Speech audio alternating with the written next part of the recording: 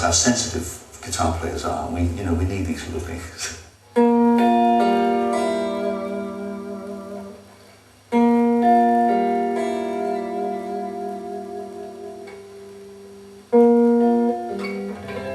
First produced in 1954, it's become a design classic. Its sound still inspires passionate allegiance, and David Gilmour has a very early model indeed.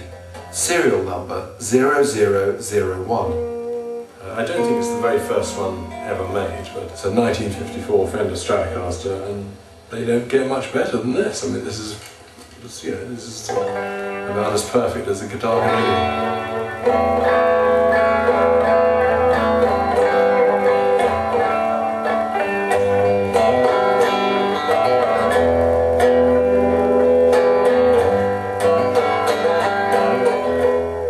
Well, Hank Marvin had a Fender Stratocaster, and that was what I wanted.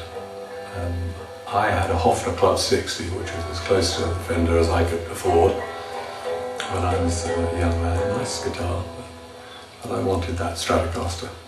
And that's Why what did I you went want the for. Stratocaster? Because Hank Marvin made it sound so good.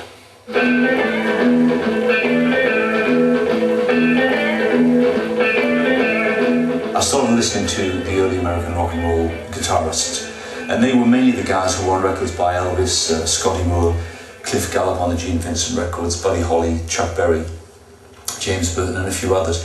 And ultimately, the guitar that took my fancy was the one I saw in Buddy Holly's hand on the first Crickets album. So Cliff offered to buy me a guitar, and I thought, yeah, the Fender's the way to go. January the 26th, 1958. Buddy caused a sensation when he appeared on the Ed Sullivan Show, but his guitar is almost inaudible in the studio sound mix after a backstage row with Ed, who thought the song was far too raucous. At least the Strat was on TV in America. In the UK, it was a distant dream, thanks to a Board of Trade ban on American imports. But that didn't stop Cliff Richard. This was the first Stratocaster in the UK. And we went, oh, what is that? Look at this, look at that. If you saw this in, I think it was about May of 1959, we literally went, oh, can I touch it, you know? And it cost him, I think about 140 guineas, as it was then. And he brought it literally for Hank to play, gave it to Hank and said, you play on it. And Hank played all the solos and the hits on it. So it's... And today it's priceless. It's worth a few bob now. Yeah. Is that an offer? Let me see what I've got. Some change.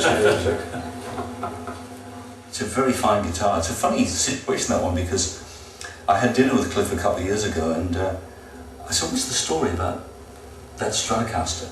Did you give it to Bruce? He said, no, I didn't. He said he asked me if he could borrow it. He's never given me it back. And that was 32 years ago, and I've had it ever since. And he's not getting it back. I mean, what you wanted, as everybody would have talked about, is the red Stratocaster. I mean, when I went to the cinema in 1961 and I saw The Young Ones with Cliff Richard, and there's a moment where there's all this sort of wet stuff going on between Cliff and Eunice Stubbs, and then suddenly there's a cut, and the Shadows are doing the Savage.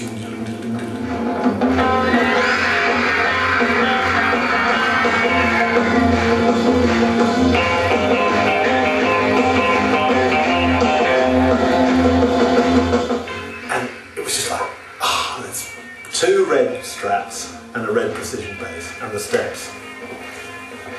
That was it, you know, and that was it for everybody.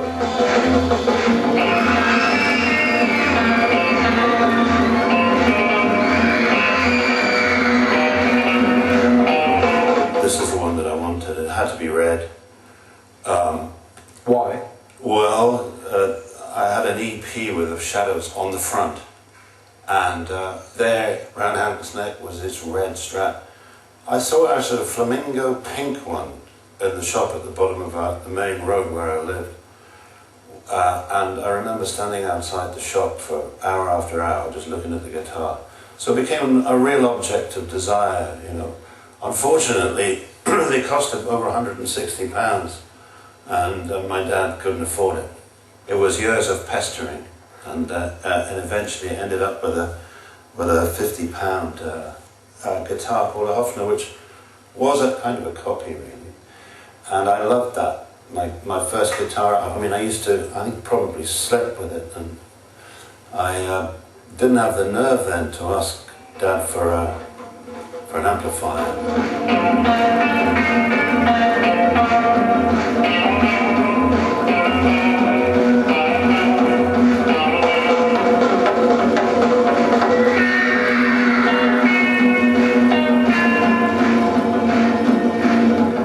So we quickly became the trademark of the band. They were all equipped with these red Fenders. And everybody aspired to a red guitar. You couldn't afford a Fender. The average weekly wage was about £6 if you were lucky. And back in those days, a red guitar was a symbol of rebellion. Yeah. The bar, that was the main asset of the Fender Stratocaster. That was the first one with an inbuilt vibrato system. And Hank perfected the art of playing within his hand, so he was constantly wobbling it at the same time.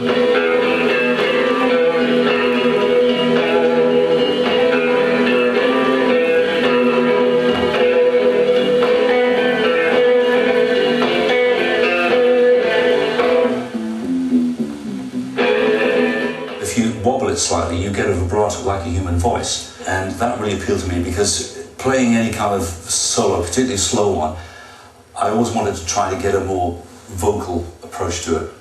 And I found too that I could hit notes, and after hitting them, bend the string down, wobble it, and if I ran out of ideas, just shake it, you know.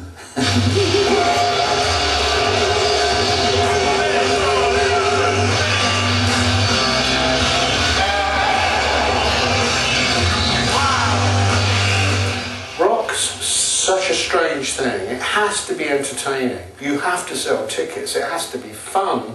You have to be able to dance to it. But it's almost that something more is required of it. Where the guitar came into it for me is it gave me something which was more than something on which you played a tune. I don't know if this is true for Eric. I don't know if it's true for Jimmy Page, but it was definitely true for Jimi Hendrix.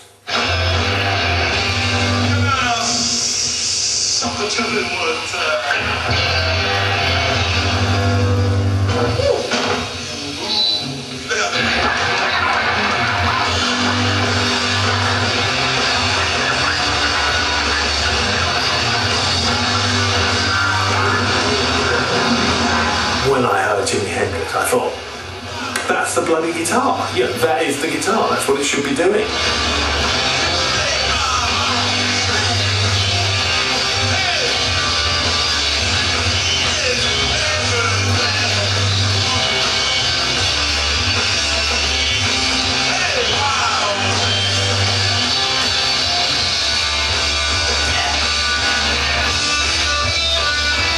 He was making the most advanced, strange noises you could make on any instrument in the whole world because there were no keyboards. There was nothing you could make that kind of sound on except an electric guitar.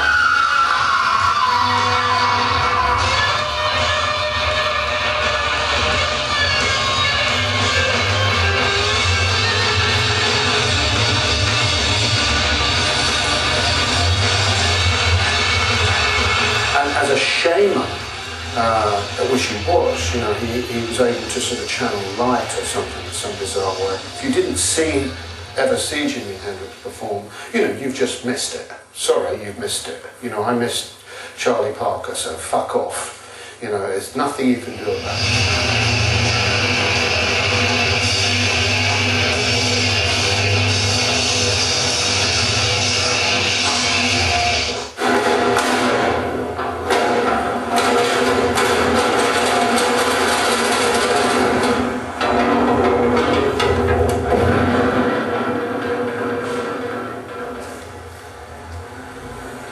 This is Jimi Hendrix's Stratocaster.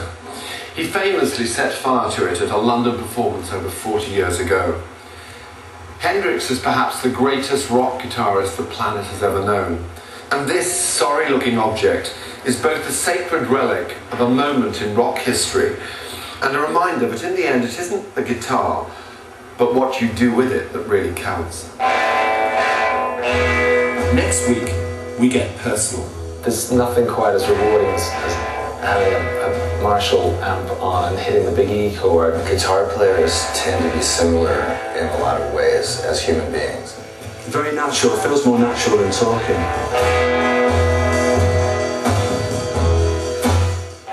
And the final